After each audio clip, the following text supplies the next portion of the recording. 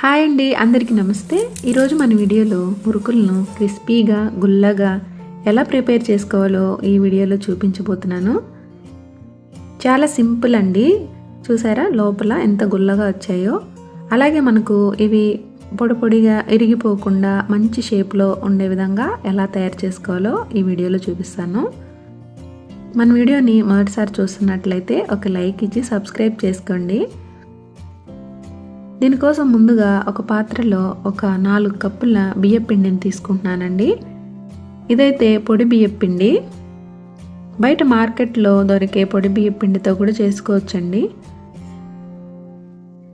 ఇక్కడ ఒక 4 కప్పుల రైస్ ఫ్లోర్ అయితే తీసుకున్నాను. ఏ కప్పుతో అయితే మనం బియ్యపిండి తీసుకుంటామో అదే కప్పుతో పుట్నాల పప్పుని 1 కప్పు తీసుకోవాలి. దాన్ని అయితే మిక్సీ జార్లో వేసుకొని మెత్తగా గ్రైండ్ చేసుకొని ఇలా జల్లించుకోవాలన్నమాట. తప్పకుండా జల్లించుకోవాలండి, లేదంటే మనకు నూక వంటి పదార్థం ఈ దీంట్లో ఉంటుందన్నమాట. మిక్సీలో మరీ టూ సాఫ్ట్గా వేయలేం కదా, ఇలా అయితే జల్లించుకోవాలి కంపల్సరీ. ఇదంతా మనకు ఫ్లోర్ మీద పడకుండా కింద ఒక క్లాత్ వేసుకొని చేసుకుంటే నీట్గా ఉంటుంది. తర్వాత ఇందులో 2 టీ స్పూన్ల తెల్ల నువ్వులు వేసుకుంటున్నాను. ఇదైతే మనకు వాము అండి, 1 టేబుల్ స్పూన్ వరకు తీసుకున్నాను. వాముని ఎప్పుడైనా మనం వేసేటప్పుడు ఇలా అరచేతిలో వేసుకొని కాస్త ఇలా నలిపినట్టుగా వేసుకోవాలి. అప్పుడే మనకు మంచి ఫ్లేవర్ వస్తుంది. నువ్వులు మీరు నల్ల నువ్వులు వేసుకున్నా చాలా బాగుంటుందండి. నా దగ్గర నల్ల నువ్వులు లేవు, తెల్ల నువ్వులు వేశాను.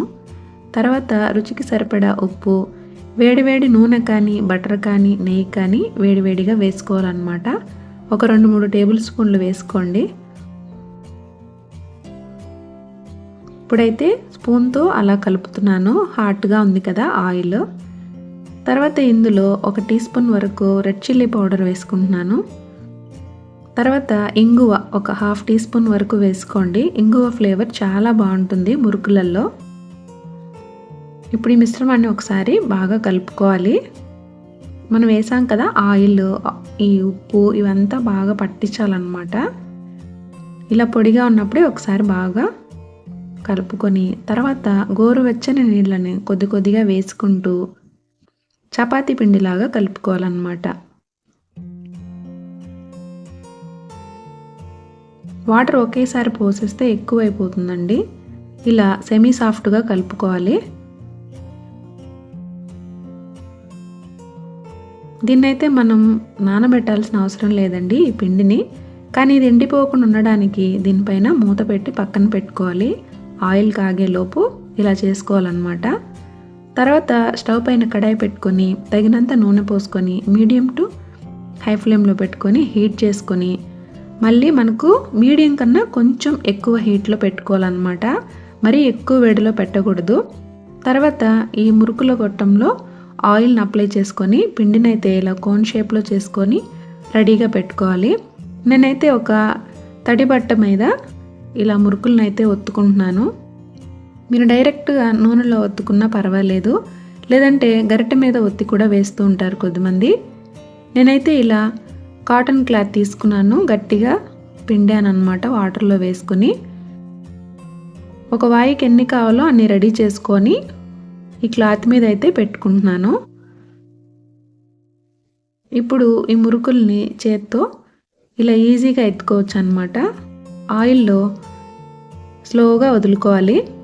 ఆయిల్ని మరీ వేడిగా ఉంచకూడదు, అలాని సిమ్లో పెట్టేస్తే ఆయిల్ పీల్చేస్తాయండి మురుకులు. మీడియం కన్నా కొంచెం ఎక్కువ ఫ్లేమ్లో పెట్టుకోవాలి.